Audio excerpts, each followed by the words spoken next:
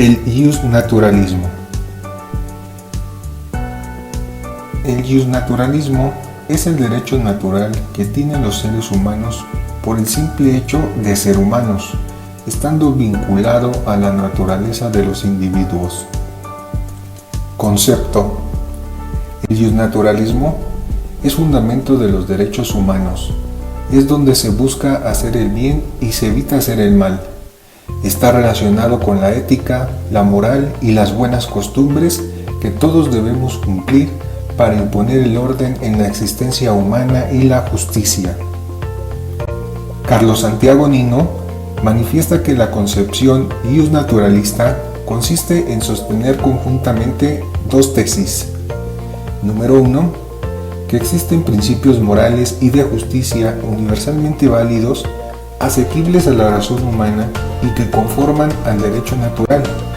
Y, número 2, la tesis de que un sistema normativo o una norma no pueden ser calificados de jurídicos si contradicen aquellos principios morales o de justicia.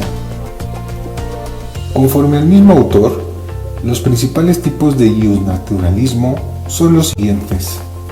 En primer término, el justnaturalismo teológico, en el que se piensa que el derecho natural es aquella parte del orden eterno del universo originado en Dios y asequible a la razón humana.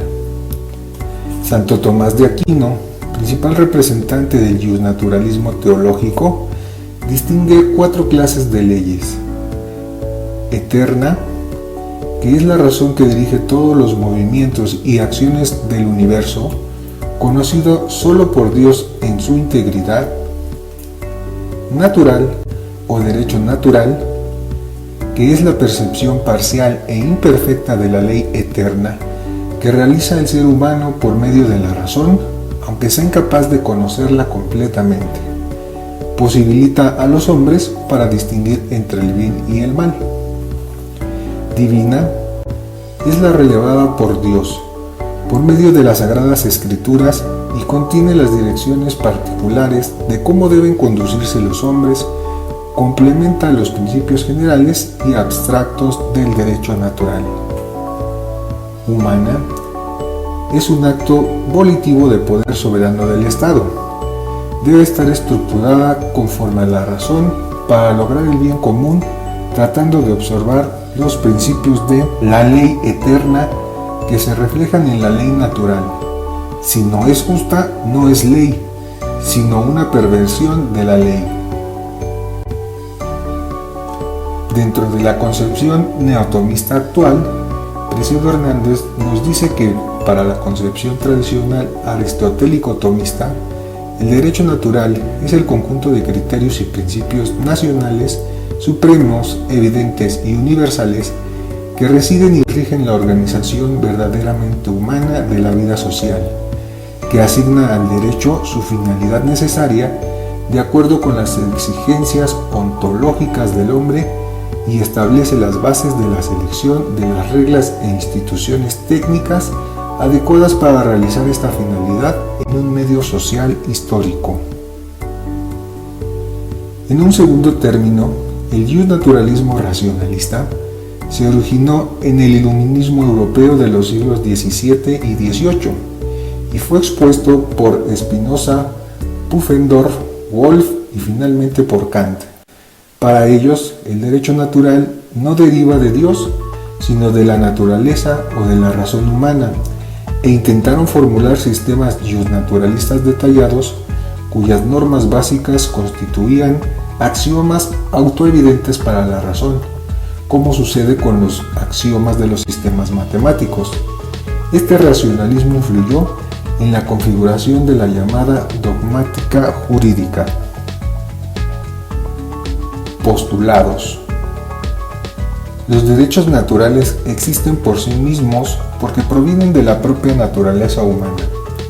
Esta naturaleza, divina o racional, es lo que determina la existencia y el contenido de esos derechos, los cuales, independientemente del reconocimiento que tengan en el derecho positivo, existen y resultan universalmente válidos y necesarios. Su validez universal deriva del supuesto de que cualquiera que hiciera uso de su propia razón podría distinguir lo bueno de lo malo y lo justo de lo injusto, conforme a un hipotético orden justo, racional, universal y necesario, que en ocasiones también es denominado orden divino. Dicho en otras palabras, los seres racionales pueden y deben conocer ciertos principios normativos de la conducta humana que, dado que están en su propia naturaleza, deben constituir el fundamento de sus acciones. Estas normas no se fundan en las determinaciones positivas de un estado o en las consideraciones particulares de un sujeto, sino en la naturaleza, en un orden, llámese racional o divino, anterior y superior a la contingencia humana. Orden que, podría decirse, desde siempre ha determinado lo justo y lo bueno con independencia del tiempo y del espacio. Por eso algunos autores caracterizan al naturalismo como el intento de deducir de la naturaleza humana un conjunto de reglas de conducta humana satisfactorio desde el punto de vista de su bondad y expresión definitiva de la idea de justicia. El justnaturalismo supone la existencia de un derecho trascendente y anterior al derecho positivo, derecho que bajo la sombra de la razón, de la naturaleza o de Dios, es asumido como el único orden regulador de validez universal al que los hombres, guiados por la recta razón, pueden aspirar. El derecho positivo nunca debe contradecir al derecho natural y, llegado el caso, siempre debe prevalecer el derecho natural sobre el positivo, pues se debe suponer que pueden equivocarse los hombres, pero no la naturaleza, sea divina o racional, en que se funda el derecho natural. Exponentes. Aristóteles había propuesto dos momentos en la investigación científica. El primero consistía en estudiar directamente cada problema, dividiéndolo en sus elementos más básicos. El segundo momento llegaba cuando el investigador, ya seguro de lo que observaba en esos análisis, establecía una ley general que expresaba las correspondencias observadas. La razón es medida por las cosas, y que el hombre tiene tantas potencias o facultades cognoscitivas como tipos de cosas ha de conocer, con lo que suponía como adecuación natural entre el sujeto cognoscente y objetos conocidos. Para Duns Scoto, atender a Dios despreciando al mundo era una actitud, poco aprecio por las posibilidades de la razón humana y minusvaloración del poder político y de sus leyes. No admitía que la razón humana tuviera fuerza suficiente como para penetrar las relaciones entre las personas. Consecuentemente, negaba la posibilidad de calcular un medium rey-objeto y con él la ciencia del derecho. Entiende las relaciones entre el hombre y el conocimiento de su entorno.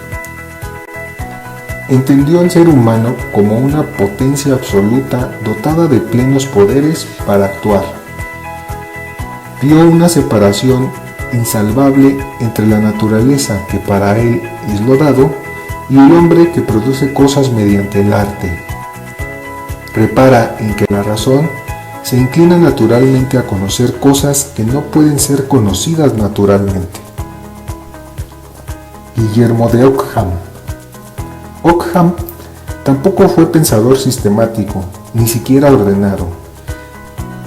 En el verano de 1933 compuso su obra más conocida, el Opus Nonagintá, que es un escrito precipitado y bastante confuso, porque en él encontramos representadas todas las nociones de la ley y del derecho natural.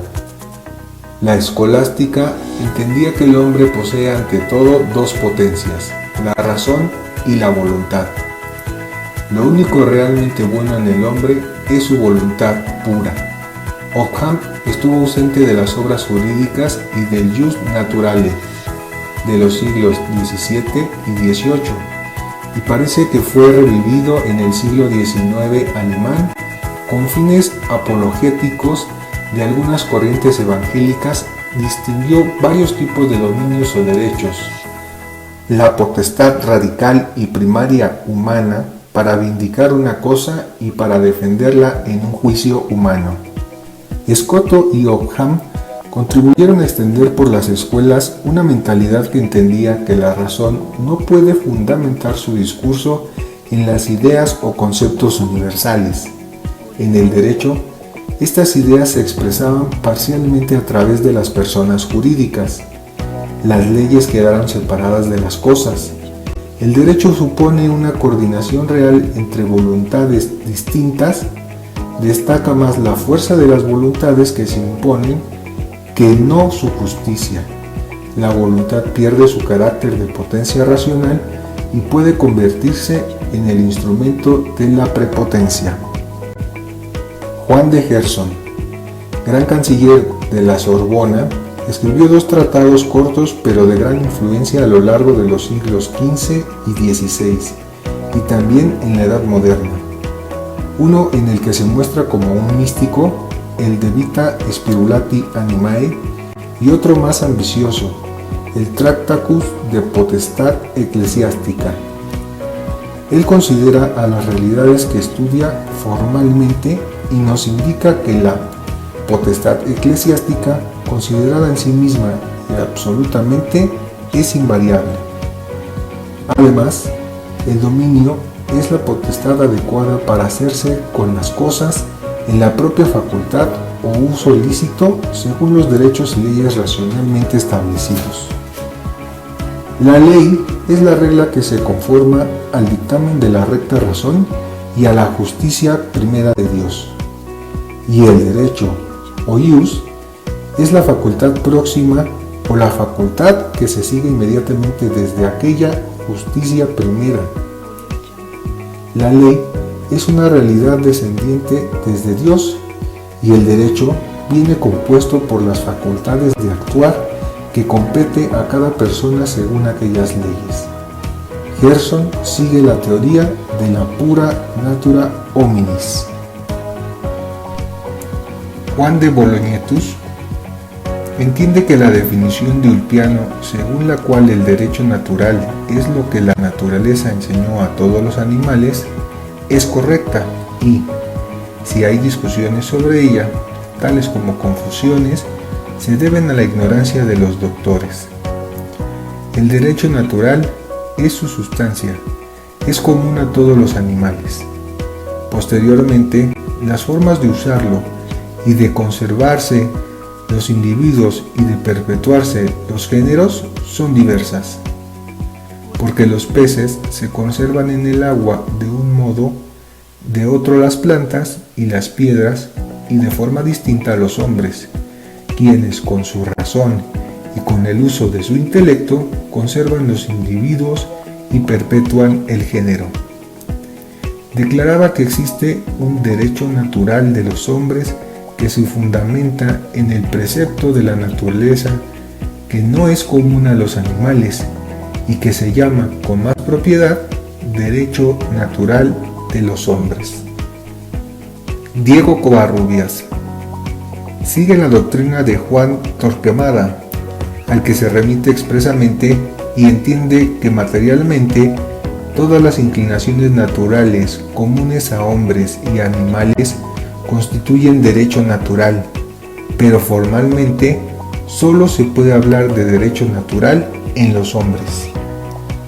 Recoge fragmentos de tesis romanas medievales contradictorias, explica que el derecho natural abarca tanto los principios conocidos por los hombres mediante la luz natural, es decir, la razón, como conclusiones que se deducen necesariamente de estos principios.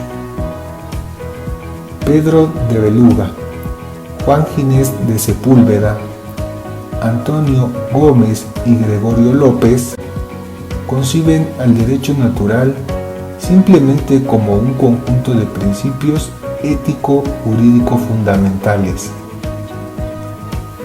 Tomás de Aquino escribe que La ley natural no es otra cosa que una impresión de la razón divina, con cuya sola comunicación todas las cosas asumen aquella fuerza innata gracias a la cual siempre apetecen aquello que es bueno según su naturaleza y se dirigen hacia sus fines propios. Es una realidad que, aunque humana, porque reside en el hombre, es de origen y naturaleza divina, ya que la ley natural no puede ser distinta de la ley eterna de Dios. Fernando Vázquez de Menchaca constituye una figura singular en la historia del pensamiento jurídico, porque él fue el primero que aunó la nueva forma de razonar que ha llamado racionalismo humanista, con el tratamiento autónomo y sustantivo del derecho natural. Maneja una noción unívoca del derecho natural, pero concede gran importancia a la que lo entiende como consciente de la libertad natural que todos los hombres poseían en el status naturae. De acuerdo con ella, parte del individuo aislado en el Estado y mantiene que el poder político ha sido una invención humana más, aunque especialmente importante. De este modo, cuando por primera vez hubieran empezado a corromperse los hombres en alguna región, es de creer que entonces en ella se establecería la dignidad del príncipe y la administración de la justicia. Esto parece ser evidente porque, entendido el derecho natural, todos los hombres nacían libres y no estaban sometidos al dominio y jurisdicción del otro.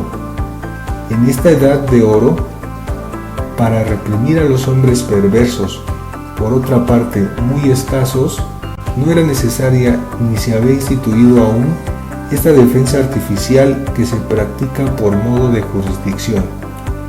Hoy tenemos ya instituida tal jurisdicción, pero Vázquez la presenta en tono profundamente negativo. Francisco Suárez considera que toda ley es siempre un mandato de una voluntad superior. Ciertamente, la ley indica las conductas adecuadas, pero la ratio legis, es decir, aquello por lo que la ley obliga o crea el deber de ser obedecida, más allá del simple consejo o indicación, ha de consistir en un acto de imperio. Quería recuperar la noción del deber, perdida para los voluntaristas en el objetivismo ético metafísico, que entendía que, desde la cualidad de buena o mala de una conducta, brotaba ya el deber de hacerla u omitirla. Pues si las conductas son buenas o malas por sí mismas y además hemos de hacerlas u omitirlas por ellas mismas, al margen de Dios, la reflexión sobre la ética entraba por un camino secularizador que Suárez entendía que no era ajustado a la realidad. Retoma la vieja doctrina que ya usó Duns Scoto. Grocio fue el primero que hizo el derecho natural, en sentido estricto, ciencia del derecho natural. Fue creador de un derecho natural independiente de la religión, basado únicamente en la razón y en la naturaleza. Realizó importantes aportaciones a autores modernos como Vázquez de Menchaca y a los escolásticos españoles. Samuel Pufendorf erigió a la libertad del individuo, tras los pasos de Fernando Vázquez de Menchaca entre los juristas y de Molina y Suárez entre los teólogos, en el elemento sistemático de su teoría del derecho natural. Entiende que él es el primero que ha tratado de forma completa el derecho natural. Trasplantó a la teoría jurídica la guerra de religiones y su radicalismo ocasional. La contradicción de Pufendorf niega que la naturaleza proporcione ninguna cualidad moral o derecho y por otra parte mantiene el derecho a la libertad originaria o natural. Declara que este derecho a la libertad existe porque Dios nos lo ha concedido y que es inútil plantearse la cuestión de si este derecho es verdad. Renato Descartes decidió erigir a la matemática en el modelo de todos los conocimientos. Menciona que las artes mismas de la aritmética y de la geometría, aun cuando sean las mismas, ciertas de todas, son sin embargo una fuente de error. Su método será guiado por 3 principios. El primero, en no admitir como verdadera cosa alguna, como no supiese con evidencia que lo es. El segundo, dividir cada una de las dificultades que examinara en cuantas partes fuera posible y en cuantas requiriere su mejor solución. El tercero, conducir ordenadamente mis pensamientos para ir empezando por los objetos más simples y más fáciles de conocer, para ir ascendiendo poco a poco, gradualmente, hasta el conocimiento de los más compuestos. Thomas Hobbes emancipó la categoría de libertad o de derecho natural de consideraciones morales y la dejó como la simple posibilidad física que tiene cualquiera para hacer lo que quiera al servicio de sus fines. Declara que, por el principio de no contradicción, el hombre que desea vivir en paz y en un estado pleno de derecho no puede destruirse a sí mismo. La solución para acabar con esta guerra de todos contra todos está en poner el poder en manos de una única persona que gobierne de acuerdo con su criterio. Explica que el derecho natural es en la sociedad el derecho civil, porque el derecho positivo es la verdadera interpretación del derecho natural en cada caso controvertido. Expone que la esencia del poder político consiste en la no resistencia de sus miembros. John Locke, médico de profesión y dotado de una fuerte formación escolástica, fue oportunista. Combinó incongruentemente la teoría de los derechos naturales innatos con una doctrina materialista y mecanicista del hombre. Fue el gran triunfador de la Ilustración. Toma las tesis más básicas de Descartes y de la teoría de la nueva ciencia y considera solamente cualidades primarias de los cuerpos en el espacio. Locke oscila entre los dos extremos.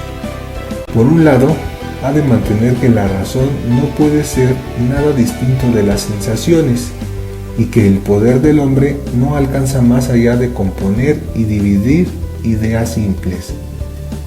Por otro lado, reconoce que la razón es una facultad que nos conduce desde lo conocido hasta lo desconocido, a través de teoremas y demostraciones, y que en cada paso de la argumentación ha de haber una evidencia intuitiva. Manifiesta que la libertad consiste en hacer u omitir de acuerdo con la determinación o pensamiento de la mente. Fue el primer autor conocido de nuestra cultura que popularizó que la propiedad privada de las cosas era un derecho natural o innato del hombre. Expresa que todos los hombres nacen con un doble derecho. El primero es de libertad sobre su propia persona y ningún otro hombre tiene autoridad sobre ella. El segundo es el derecho de heredad con sus hermanos los bienes de su padre antes que ninguna otra persona. Juan Jacobo Rousseau propone una rehabilitación pública de toda la sociedad, desde la sociedad entera. No tiene en cuenta tanto al individuo como al género humano en su conjunto, pues la moralidad y con ella la juridicidad no son asuntos personales sino colectivos. No se trata de que se desconozca al individuo, sino que el individuo es tal por referencia a la comunidad de la que recibe su eticidad y sus derechos. Buscó encontrar unas leyes fundamentales que aseguren la rectitud del gobierno, de modo que, si son destruidas, los magistrados dejen de ser legítimos y el pueblo será libre frente a ellos y volverá a su libertad natural. Immanuel Kant. El universo se divide en dos grandes vertientes: la naturaleza, en la que domina la necesidad que se expresa mediante la ley de causalidad, y la de la ratio Vernunft, que, por contraposición dialéctica con la necesidad propia de la naturaleza, había de consistir necesariamente en libertad. Desde la contraposición entre la naturaleza, siempre operando necesariamente según la ley de causa-efecto, y del arbitrio, entendido como actuar según las ganas, este problema resultaba insoluble. Crítica de la razón pura, a la que llamó dialéctica trascendental, y en la crítica de la razón práctica, y estas obras no tratan del derecho sino de la moral. El derecho adquiere así un cierto carácter instrumental respecto a la moral. Caso práctico de iusnaturalismo. Porque ha sido un sábado sangriento en los Estados Unidos. Al menos 15 personas han muerto en un tiroteo en un centro comercial en El Paso, en Texas. Un hombre de 21 años de edad fue puesto bajo custodia, lo dijeron las autoridades policiales. Fuentes sanitarias indicaron que 23 personas resultaron heridas y reciben tratamiento. La mayoría de las víctimas murieron en un Walmart cercano a este centro comercial, un mall ahí justamente en El Paso, Texas, en Cielo Vista. Esto lo dijo el sargento Robert Gómez de la policía de El Paso. En una conferencia de prensa señaló que la tienda estaba repleta con hasta 3,000 personas durante la temporada de compras de regreso a clases. Aquí el testimonio de uno de los testigos de este tiroteo. Luego ya, cuando ya íbamos a pagar, miré cuando entraron unos hombres con pistolas disparando a toda la gente. ¿Eran varias personas? Más que una persona. Sí. Ok, por lo menos dos. Como 3 o 4 personas. Ajá.